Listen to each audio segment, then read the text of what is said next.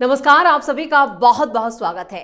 आप देख रहे हैं सबसे बड़ा सवाल। मैं हूं परवीन शेख। ईरान के सुप्रीम लीडर अयातुल्लाह अली खamenei इजराइल से छिड़ी जंग के बाद पहली बार सामने आए। खamenei ने इजराइल के साथ 12 दिनों तक चली जंग के बाद ईरान के लोगों को संबोधित किया। उन्होंने ईरान को इजराइल पर जीत की बधाई दी। सोशल मीडिया प्लेटफॉर्म एक्स पर पोस्ट लिखा कि झूठे यहूदियों के शासन पर जीत की बधाई। इसके बाद उन्होंने अमेरिका पर भी जीत का दावा कर दिया। खamenei ने कहा कि हमने अमेरिका के मुंह पर जोरदार तमाचा मारा है और इजराइल को कुचल दिया। खamenei पिछले कुछ दिनों से गायब थे। जब अमेरिका ने ईरान पर हमला किया तब से ही उनके बयान का इंतजार हो रहा था, लेकिन आखिरकार खamenei बंकर से बाहर आए, जिस पर इजराइल के डिफेंस मिनिस्टर कर्स ने भी खamenei को खुली चेतावनी दी। उन्होंने कहा कि ईरान को परमाणु बम नहीं बनाने देंगे। वहीं ये भी कहा कि खamenei अभी भी इजराइल के टारगेट पर है। क्या है खamenei पर इजराइल का प्लान? इसी पर चर्चा के लिए स्टूडियो मौजूद है कैपिटल टीवी के editor in chief doctor Manish Kumar. Sir, आपका बहुत बहुत स्वागत है। धन्यवाद। आखिरकार खamenei सामने तो आए, लेकिन यहाँ पर सीधी चुनौती उन्होंने अमेरिका और इजराइल को दी। देखिए, अमेरिका और इजराइल के ऊपर बाद में बात करेंगे, लेकिन एक अच्छी खबर जी कि पाकिस्तान दुश्मन नंबर 1 बन गया ईरान का। पाकिस्तान के पार्लियामेंट में वहां के लीडर सब ये कह रहे हैं कि हमसे कितनी बड़ी गलती हो गई कि एक इस्लामिक मुल्क जो तुम्हारा पड़ोसी है वो कभी भी तुम्हारे ऊपर हमला कर देगा, और हमला करना भी चाहिए। कारण दोस्त बनके कोई खंजर मारता है वो थोड़ा ज्यादा चुभता है। जी इजराइल से प्रॉब्लम कम होगी, अमेरिका से प्रॉब्लम कम होगी, लेकिन पाकिस्तान ने जिस तरीके से चंद रुपयों के चक्कर में ईरान के पीठ पे खंजर भोंका है, वो ईरान के दुश्मन नंबर 1 के टारगेट लिस्ट में आ गया है। और ये पाकिस्तान के पार्लियामेंट में वहां के नेता इस बात को कह रहे हैं। जी अब हिंदुस्तान का क्या रोल है? तो हिंदुस्तान तो इजराइल का मित्र है। अभी पाकिस्तान को हम लोगों ने ठोका तो उसमें इजराइल ने मदद की। इजराइल हमेशा से मदद करता रहता है पाकिस्तान के खिलाफ। कभी भी ऐसा नहीं हुआ कि युद्ध चल रहा हो, चाहे कारगिल हो चाहे कुछ भी हो जी, उसमें इजराइल की मदद होती है। लेकिन ईरान ने अचानक से यह कह के चौंका दिया कि ईरान भारत को बहुत बहुत धन्यवाद देता है कि इस मुश्किल घड़ी में भारत ने ईरान का साथ दिया। क्यों साथ दिया भाई? तो उन्होंने कहा कि यहां की जनता, यहां की मीडिया, वो ईरान के प्रति सॉफ्ट कॉर्नर उनका था। कई सारे लोगों ने आर्टिकल लिखा, कई सारे लोगों ने, सही गलत अपनी जगह पे है जी, लेकिन अगर आप देश के बारे में अगर सोचते हैं और इतना बड़ा मामला चल रहा है, वहां दोनों ही देश भारत को अपना मित्र मान रहा है, तो ये डिप्लोमेसी की, विदेश मंत्री की और प्रधानमंत्री की नीति को थम्स अप। ये सारे लोग जो ये कह रहे थे कि ईरान की नीति जो है, जो युद्ध के दौरान जो सरकार की नीति रही, वो हमने अपने आदर्शों को तिलांजलि कर दी, क्यों चुप हैं मोदी जी, है ना, ये सवाल उठाया जा रहा था। उस वक्त भी मैंने कहा था कि मूर्खों,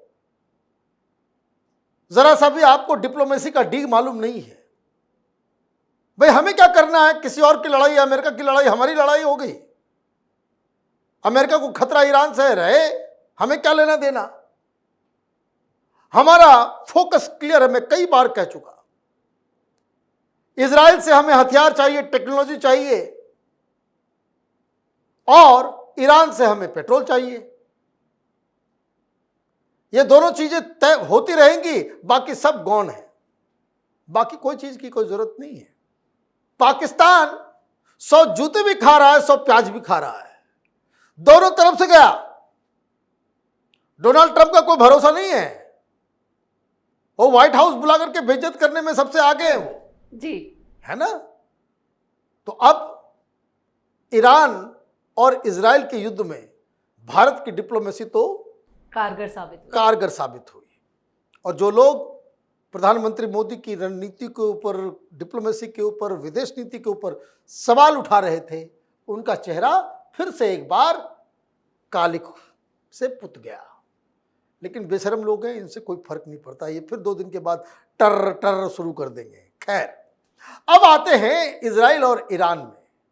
खामनेई साहब कह रहे हैं हम जीत गए, हम अमेरिका को हरा दिए, हम इजराइल को हरा दिए। जी भाई ये कैसी हार है, मतलब ये कैसी जीत है कि तुमने इजरायली 30 मारे और उसने आपके 3000 मारे। 700 तो आपके पर्सनल मारे गए हैं, मतलब आर्मी वाले मारे गए। टॉप न्यूक्लियर साइंटिस्ट 20 हलाक हो गए। आपके आर्मी चीफ के साथ साथ 30+ आर्मी कमांडर्स और इस्लामिक रेवोल्यूशनरी गार्ड्स कोर के लोगों को खत्म कर दिया। आप डर के मारे बिल के अंदर घुसे हुए थे और आप कह रहे हो कि हम जीत गए। तो ऐसी जीत मुबारक हो। दूसरी चीज, इजराइल ने भी बताया, इजराइल ने बताया कि खामनेई साहब आप जहां थे उधर ही चले जाओ, हमने तो टारगेट पे आपको ले लिया था। तो डिफेंस मिनिस्टर कार्ड से पूछा गया कि भाई ये खबर आई थी, हाँ वाकई ये खबर आई थी कि इजराइल ने खामनेई के लोकेशन को लॉक कर दिया था, लेकिन अमेरिका ने वीटो लगा दिया, अमेरिका ने परमिशन नहीं दिया, बोला कि सब चीज के लिए परमिशन की आवश्यकता नहीं होती है। यह बात सही है, हमने लॉक कर दिया था। इससे पहले कि हम कोई एक्शन लेते, हमारे स्ट्रेटजी में वो बदलाव इसलिए आया क्योंकि ये डर के मारे घुस गए अंदर, टनल के अंदर, और ये सुरंग के अंदर ही रहे और ऐसे रहे कि इन्होंने अपने कमांडर से भी रिश्ते नाते तोड़ लिए। किसी कमांडर से मिलना जुलना नहीं, कोई इलेक्ट्रॉनिक डिवाइस नहीं, कोई ट्रेसलेस हो गए आप। 3-4 सीरीज में उनको कोई जानकारी देनी होती थी तो वो किसी को कहते थे, वो किसी को कहता था, वो भी जुबानी, और तब चीजें जो है वो जाया करती थी।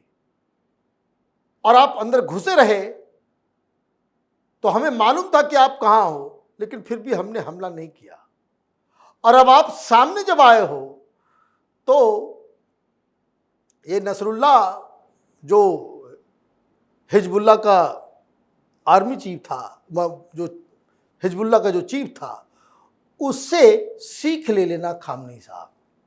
ये इजराइल ने कहा है, किसी तरह से जान बचा करके बैठा हुआ था, छिपा हुआ था सुरंग के अंदर हिजबुल्लाह का चीफ, लेकिन जब हमें मौका मिला हमने टारगेट करके मारा। आपका भी यही हश्र होगा। तो इजराइल के निशाने पे अभी भी खामनेई है।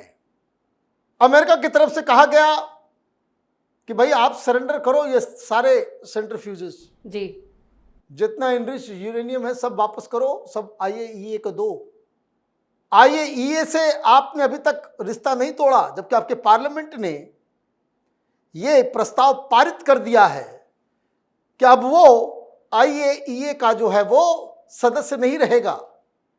ये एटॉमिक एनर्जी एजेंसी जो है UN की, उससे अलग होने का मसौदा तो पास हो गया पार्लियामेंट से, आपकी मुहर की आवश्यकता है। आप उसके ऊपर मुहर लगाओगे और कार्रवाई फिर से चालू हो जाएगी, क्योंकि IAEA कह रहा है कि अब तो हम आकर के इंस्पेक्ट करेंगे।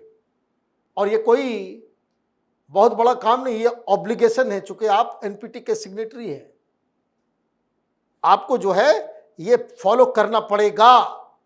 और जैसे ही आप नहीं करोगे तो अमेरिका कह रहा है फिर आपकी ठुकाई होगी, बिल्कुल, फिर फिर हम हमला करेंगे। डोनाल्ड ट्रंप ने कल भी इस चीज को दोहराया कि at any cost Iran can not have a nuclear weapon. तो आपको तो सरेंडर करना, और ये बाकी चीजें अपनी जगह पे है।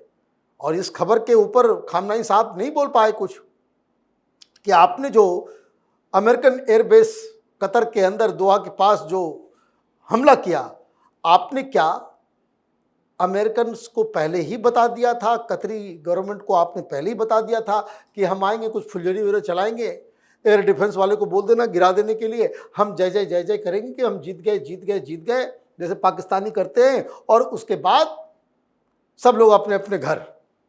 तो क्या वो कहानी है? तो ये जो सीज फायर है ये टेम्पररी लग रहा है। अगर ईरान टेबल पर नहीं आता है, अपने न्यूक्लियर वेपन्स को, अपने इनरिच्ड यूरेनियम को IAEA के सुपुर्द नहीं करता है, सेंट्रीफ्यूजेस जमा नहीं करता है, तो ये युद्ध फिर से शुरू हो जाएगा। चलिए, इस तमाम जानकारी के लिए और सटीक विश्लेषण के लिए आपका बहुत बहुत धन्यवाद। धन्यवाद। बंकर से निकलते ही ईरान के supreme leader Ayatollah Ali Khamenei ने अमेरिकी राष्ट्रपति ट्रंप को सीधे लताड़ तो दिया और संदेश भी दिया, अपने कद से ज्यादा मुंह खोल रहा है यूएस। और ऐसे में ये ऐसे वक्त पर हुआ जब इजराइल ने एक बड़ा खुलासा किया। इजराइल ने यह कबूला कि उसने खमनेई की हत्या की पूरी प्लानिंग कर ली थी और खमनेई ने बंकर में छिपकर अपनी जान बचाई। इजराइल ने भी खमनेई को कहा है कि वो अपनी हद में रहे, क्योंकि खमनेई का खात्मा अब भी हमारे प्लान का हिस्सा है। इस खास शो में इतना ही। वीडियो कैसा लगा कमेंट करके अपनी राय जरूर दें। वीडियो को लाइक करें, शेयर करें और कैपिटल टीवी को सब्सक्राइब जरूर करें। धन्यवाद।